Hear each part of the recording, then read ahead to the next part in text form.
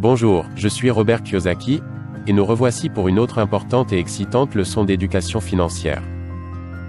L'argent pour la génération Y ou le sujet de l'argent pour les jeunes. Car comme nous le savons, l'école ne nous apprend rien au sujet de l'argent. En effet. Et ça met les gens dans la mouise. Car ils vont à l'école, en ressortent et font ce dont on parlait. Va à l'école et trouve-toi un travail. Père de mon meilleur ami. Mon père pauvre était un excellent étudiant, ce qui n'était pas mon cas. Je n'avais que des mauvaises notes, dans mes bons jours. Mon père riche n'a jamais terminé l'école. Il avait donc un point de vue totalement différent. Ce n'est ni bien, ni mal, mais père riche était un entrepreneur, et père pauvre était un enseignant. Responsable de l'éducation, doctorat, Stanford, Université de Chicago, tous les certificats universitaires. À l'âge de 9 ans, dans la ville de Hilo, à Hawaï, mon père riche m'enseigna l'argent. Car j'avais demandé quelque chose à mon professeur de 4e année. Quand allons-nous apprendre sur l'argent? Mais nous n'enseignons pas sur l'argent. Je me suis dit que c'était stupide. Pourquoi aller à l'école, trouver un boulot, mais ne rien savoir concernant l'argent? C'est donc la première leçon qui est, les riches ne travaillent pas pour l'argent. Quand tu vois ça, à quoi penses-tu? Je connais déjà votre philosophie, donc je comprends ce principe. Mais pour quelqu'un qui voit ça pour la première fois, c'est incompréhensible. Ça ne veut rien dire. On va à l'école pour trouver un boulot, puis on travaille pour avoir de l'argent. C'est le but de la vie. Tout à fait. C'est être un esclave de l'argent. Exactement. Et travailler pour des idiots tels que moi. Absolument. En tout cas, ma manière d'enseigner, c'est d'introduire le doute dans ton cerveau, afin de remettre en question ton système de croyances. Après ça, tu pourras choisir de nouvelles croyances, ou continuer avec les anciennes. Quand tu penses à travailler pour de l'argent, qu'est-ce qui te vient à l'esprit? Je pense à l'époque où je travaillais à la banque, et je bossais pour recevoir une paye après l'autre. Je n'avais aucune notion d'éducation financière, telle que vous me l'avez enseignée. J'étais triste de ne pas pouvoir m'offrir les choses dont je rêvais. J'étais juste coincé dans ce cycle, d'aller travailler pour payer mes factures, et ainsi de suite. As-tu des amis qui n'ont pas trouvé le travail de leurs rêves, même s'ils sont allés à l'école? J'ai beaucoup d'amis qui ont obtenu leur diplôme. On leur a dit d'aller à l'école, afin de trouver un travail. Mais ils se sont retrouvés sans rien au final. Certains d'entre eux ont trouvé un travail, mais beaucoup d'autres n'en ont pas trouvé. L'ironie, c'est que quand j'ai quitté l'école dans les années 60, il y avait du travail partout. Mais le monde a changé. Alors que l'école n'a pas changé. Pourtant il continue de faire cette promesse que vous trouverez un travail. J'étais très chanceux quand j'ai obtenu mon diplôme en 69. Nous sommes les diplômés les mieux payés au monde. Mes camarades de classe faisaient entre 120 000 et 150 000 $ par an. Ce n'est pas tant que ça de nos jours. Mais en 1969, c'était beaucoup d'argent. Mais comme le font habituellement les jeunes, on dépensait tout. J'ai donc reçu cette leçon de mon père riche. Les riches ne travaillent pas pour l'argent. Dans ma tête je me suis dit, ok, je gagne de l'argent, j'ai la sécurité de l'emploi, mais qu'y a-t-il après ça? C'est là qu'intervient l'éducation. Alors si je pouvais t'expliquer ceci, pour le reste des leçons, on est vraiment dans le thème avec ça. Car l'éducation financière, c'est de ne pas travailler pour l'argent. Quand j'ai enfin compris ce que mon père riche disait, l'une des premières questions que je me suis posée, c'était, à quel moment n'aurais-je plus besoin d'un salaire? Tu vois, mon but n'a jamais été d'aller sur la Lune, ou de guérir le cancer, mon boulot c'était. À quel moment n'aurais-je plus besoin d'un salaire? Car tant que tu as besoin d'une paye, que ce soit en provenance d'un employeur, ou comme mon père pauvre, qui était tellement effrayé de perdre sa pension du gouvernement. Et je me disais, bon sang, mais ce n'est pas une façon de vivre. La pension. Mon père s'est pour ainsi dire fait virer quand il a perdu sa pension. C'était la chose la plus effrayante à ses yeux. Il n'avait plus de pension. Ensuite ça a été sa sécurité sociale, ce qui a été encore pire. C'est pourquoi quand j'avais ton âge, j'étais juste un peu plus âgé, vers 25 ans, je me suis dit. Mon but, c'est de ne plus jamais dépendre d'un salaire provenant de qui que ce soit, même du gouvernement. Je ne veux aucune sécurité sociale, ou autre. J'étais pilote à l'armée. Tu devrais avoir la pension des pilotes de l'armée. Toi tu devrais, mais sûrement pas moi. Pour la raison que l'on peut voir ici. C'était ce qui faisait la différence. Je ne voulais plus travailler pour de l'argent et dépendre d'un salaire. Dans les prochaines leçons sur l'argent, vous verrez pour quelles raisons je travaille actuellement. Maintenant, voyons la leçon qui se trouve ici. Ce concept vient de Père riche, Père pauvre, et voici les éléments illustrant ce principe. C'était un grand avantage quand j'avais 9 ans, car je savais pour quelles raisons je voulais travailler. Ceci, en termes simples, est appelé un état financier. À l'école, ils vous enseignent comment obtenir un pointage FICO. Le FICO, c'est des foutaises.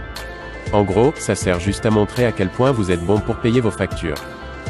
Le FICO ne sert qu'à ça. Ça devrait être le pointage du chien Fido. Bon chien, voici donc ce que votre banquier veut voir.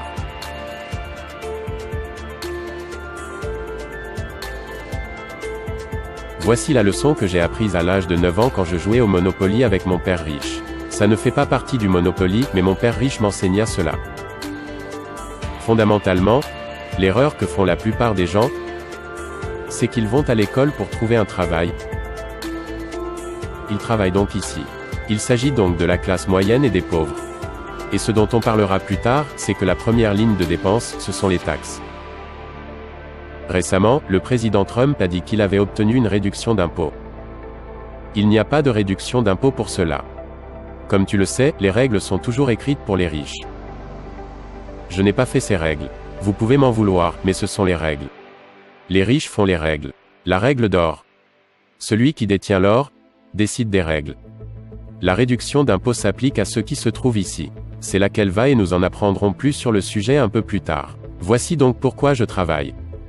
Mes raisons de travailler sont premièrement, d'avoir des business.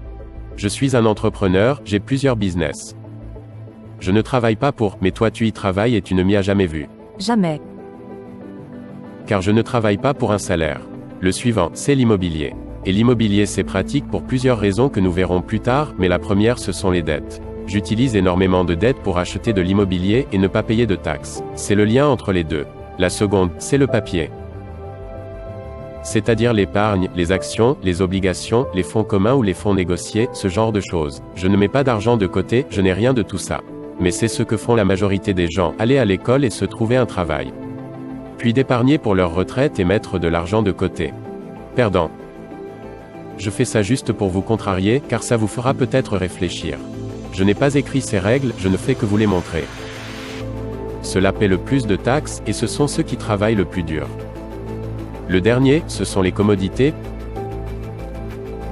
pour différentes classes d'actifs. Les commodités sont, premièrement l'or, l'argent, le pétrole, les terres, l'eau, la nourriture. Je travaille donc pour tout ça. Quand j'ai quitté l'école, plutôt que de travailler pour un salaire, et travailler pour de l'argent, mon éducation devait aller au-delà de simplement trouver un travail. J'avais un bon travail, mais en quittant l'école, quand j'avais à peu près ton âge, la première chose sur laquelle je devais me concentrer, ce sont les commodités. Alors en 1972, j'ai commencé à acheter de l'or. Et c'était illégal pour les Américains de posséder de l'or. Tu te rends compte? C'était en 72. Aujourd'hui, nous avons les bitcoins. C'est différent. Tout change si rapidement de nos jours. J'ai donc commencé avec l'or, et la seconde chose c'était le pétrole. Car je suis allé à l'école pour devenir un officier de pétrolier, à diriger des navires pour transporter du pétrole. Il faut comprendre le pétrole. Ma femme et moi ne possédons pas d'actions chez Standard Oil, Chevron ou Exxon. Nous possédons des puits de pétrole. Pour les taxes, vous n'avez aucun allègement fiscal pour la détention de papier dans le pétrole. Mais vous avez d'énormes réductions d'impôts si vous possédez du vrai pétrole. Deuxième, je me suis lancé dans l'immobilier. Pourquoi? Car je peux utiliser les dettes pour acheter des propriétés. Et parce que j'utilise des dettes, je ne paye pas de taxes. Troisièmement, j'ai lancé mon business. Ma première vraie entreprise. J'avais beaucoup de business quand j'étais gamin.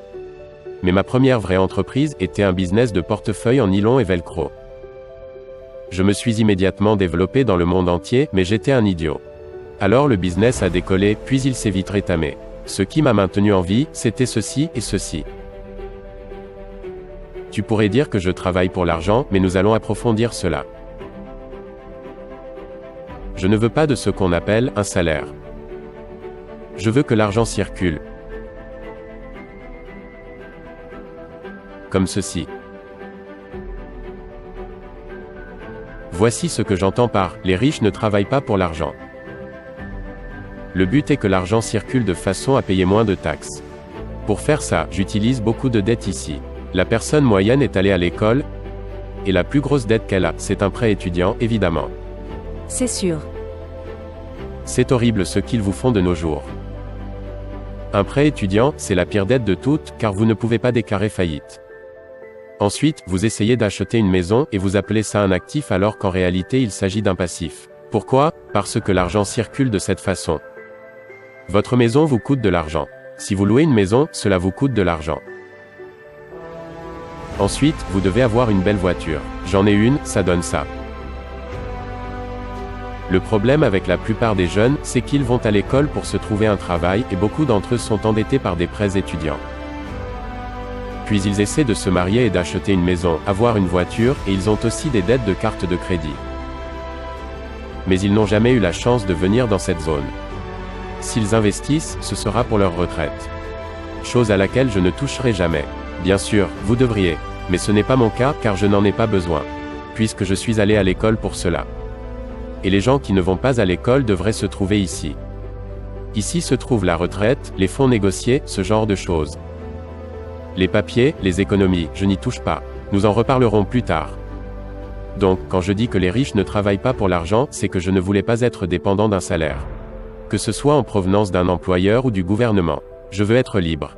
As-tu des questions sur le sujet? Je le vois clairement, car c'est ironique de voir à quel point les gens étaient en colère du fait que Trump ne paye pas de taxes. Mais en réalité, il serait complètement idiot de payer des taxes. Particulièrement quand vous parliez de vos actifs et de comment le gouvernement vous pousse à en avoir. Ils veulent que vous soyez propriétaire et que vous investissiez dans l'immobilier. Et c'est exactement ce que fait Trump, ce qui lui permet d'obtenir d'excellents avantages fiscaux. C'est juste. Les gens viennent dans ce pays car ils espèrent vivre le rêve américain, qui est d'acheter leur maison, se trouver un travail qui leur apporte un salaire, aller à l'école, alors qu'en réalité c'est un cauchemar. Et qu'arrive-t-il s'ils perdent leur travail? Ils perdent toute la sécurité qu'on leur a promis. Ils perdent tout. Ils n'ont plus rien pour subvenir aux besoins de leur famille. Tu es une jeune femme très brillante, et aujourd'hui, tu peux réfléchir par toi-même. Oui. Concernant l'éducation financière, nous allons parler d'un autre problème, qui est le Bitcoin, le dollar et l'or. Lequel est le mieux? J'aime l'immobilier pour les dettes. J'utilise les dettes pour acheter de l'immobilier. Tout le monde dit qu'il faut éviter les dettes. Mais j'aime les dettes. Trump adore les dettes, c'est le roi des dettes. Je suis endetté de plus de 600 millions de dollars. La moyenne des gens ne peut pas payer sa dette de carte de crédit. C'est vraiment tragique. Et nous parlons de gens qui sont pourtant éduqués. Ici, j'obtiens des réductions d'impôts car j'emploie des gens. Ce sera un autre sujet que l'on abordera plus tard. Quand vous avez un travail, vous êtes taxé. Quand vous avez des employés, vous avez des réductions fiscales. Amazon recherche actuellement un nouvel emplacement. Tous les gouvernements veulent les accueillir. S'il vous plaît, venez en Indiana, s'il vous plaît, venez au Canada. Pourquoi? Car ils vont apporter des employés. Et les employés paient des taxes. C'est pareil pour Tesla. Ils ont quelque chose comme 50 milliards dans l'État du Nevada. Car ils apportent des employés. C'est pourquoi quand votre professeur vous dit « Va à l'école et trouve-toi un travail », vous pouvez vous dire « Je pense que je vais y réfléchir différemment cette fois. Tu as besoin d'un travail alimentaire, mais tu travailles avant tout pour l'expérience. » C'est la différence. La raison pour laquelle la leçon numéro 1 de Père Riche était que les riches ne travaillent pas pour l'argent, c'est que je ne veux pas de salaire. Je veux utiliser les dettes. Et je ne veux pas payer de taxes. J'en paye quelques-unes, mais c'est le minimum. Mon but est d'accumuler ici pour faire circuler l'argent correctement. As-tu des remarques ou des questions sur le sujet? Non, mais je suis ravie de voir les deux aspects. Je vois le côté employé et aussi le côté entrepreneur. Et grâce au fait que je travaille dans cette entreprise, je ne suis pas obligée de faire un travail à horaire régulier. Ça me permet d'avoir le temps de travailler sur mes projets personnels et nous sommes même encouragés à devenir entrepreneurs. Notre entreprise encourage tout le monde à passer de ce côté. Comme ça, nous n'avons pas d'épargne retraite. Nous n'avons pas de régime de retraite. Et ça te maintient motivé, n'est-ce pas? En effet. Que dirais-tu à tes amis ou à tous les jeunes à propos du fait que les riches ne travaillent pas pour l'argent? Je leur dirais qu'ils devraient s'éduquer eux-mêmes. Car travailler pour de l'argent, c'est vraiment ridicule. Alors que les taxes augmentent, que l'inflation augmente, cela ne fait aucun sens de travailler pour un salaire. Les riches ne travaillent pas pour l'argent. L'argent travaille pour eux. Il y a aussi la peur d'être viré. Aussi. Ou de perdre sa pension retraite. Tu te rends compte que le fait de perdre leur retraite est la plus grande peur pour la plupart des gens? Oui, c'est vraiment triste de constater que c'est l'une des plus grandes peurs de tout le monde au quotidien, de se demander s'ils vont se faire virer ou non. J'ai pu voir mon père et ma mère vivre dans la peur de ne pas pouvoir subvenir aux besoins de notre famille. Mais grâce au fait qu'ils ont suivi vos enseignements, nous disposons aujourd'hui d'une grande liberté. Ta mère est agent immobilier. Elle est investisseuse et agent immobilier, elle peut t'aider. Tout à fait, les deux sont mon équipe. Alors si demain je me faisais virer, je peux vivre grâce à mes propriétés. Mais tu fais du trop bon travail pour être viré. C'est sûr que je travaille très dur. Si tu fais une erreur dans cette entreprise, te fais-tu virer? Non, les erreurs sont encouragées. Selon le modèle du travail classique, nous sommes punis pour nos erreurs. Mais dans cette entreprise, nous sommes encouragés à en faire. Car nous apprenons avec nos erreurs. C'est vrai, mais tu dois d'abord admettre que tu as fait une erreur. Si tu tentes de cacher que tu as fait une erreur, tu es viré. Exact. C'est pourquoi quand ma superviseure Sarah m'entend dire « Je suis désolée d'avoir fait une bourde », elle me dit « Ne t'en fais pas, nous apprenons de nos erreurs. » C'est notre culture. C'est super. Alors, les riches ne travaillent pas pour quoi? L'argent. Et pour ceux d'entre vous qui regardent cette vidéo, allez voir un ami et discutez de ça. Merci.